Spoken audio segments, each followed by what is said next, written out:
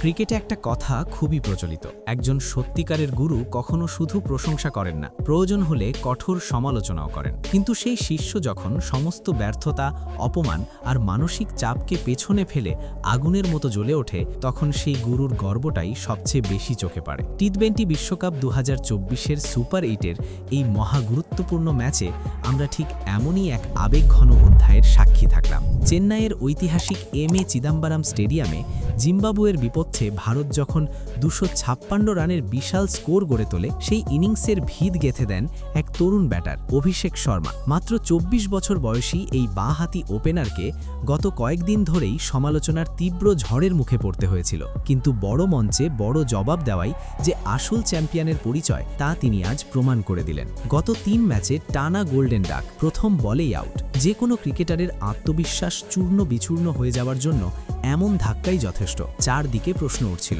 তিনি কি সত্যি আন্তর্জাতিক ক্রিকেটের জন্য প্রস্তুত? তিনি কি শুধু আইপিএলের ফ্ল্যাট পিচের নায়ক? চাপের ম্যাচে কি তিনি ভেঙে পড়েন? সোশ্যাল মিডিয়ায় কটাক্ষ, টেলিভিশন বিতর্কের সমালোচনা, সব মিলিয়ে এক কঠিন মানসিক পরীক্ষার মধ্যে দিয়ে যেতে হয়েছে অভিষেককে। এমনকি তার মেন্টর যুবরাজ সিংও আগের ম্যাচের পর স্পষ্ট ভাষায় বলেছিলেন, আন্তর্জাতিক ক্রিকেটে প্রতিটি বল মারতে যাওয়া যায় না, ম্যাচের পরিস্থিতি বুঝে খেলতে হয়, পরিপক্কতা দেখাতে হয়। সেই কথাগুলো নিঃসন্দেহে অভিষেকের কানে বাজছিল।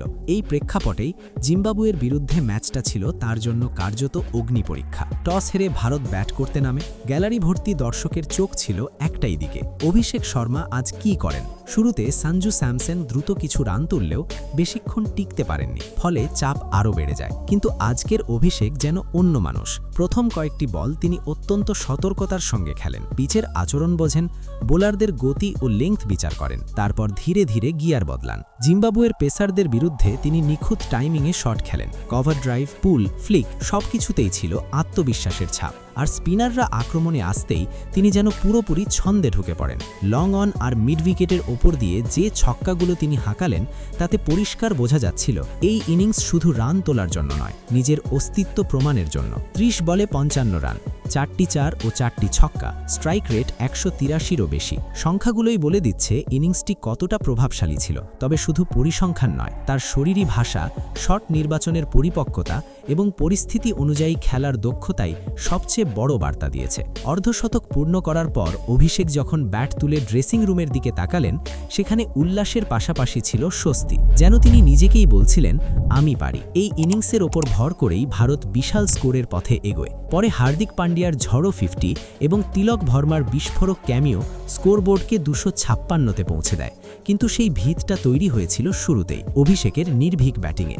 ম্যাচের পর সবচেয়ে আলোচিত মুহূর্ত আসে যুবরাজ সিংয়ের প্রতিক্রিয়ায়। তিনি সোশ্যাল মিডিয়ায় অভিষেকের ছবি পোস্ট করে লেখেন, এটাই আমার আসল সিংহ, আমি জানতাম তুই ফিরবি। তার কণ্ঠে ছিল গর্ব, আবেগ এবং বিশ্বাসের দৃঢ়তা। এক টেলিভিশন সাক্ষাৎকারে যুবরাজ বলেন, 3 বার 0 রানে আউট হওয়ার পর একজন তরুণ ক্রিকেটারের মনে যে ঝড় ওঠে, তা বাইরে থেকে বোঝা যায় না। তিনি অভিষেককে শুধু বলেছিলেন, অতীত ভুলে যাও, আজ নতুন করে শুরু করো, বলের মান অনুযায়ী খেলো, নিজের খেলাটা খেলো। সেই উপদেশই আজ যেন বাস্তবে রূপ নিল।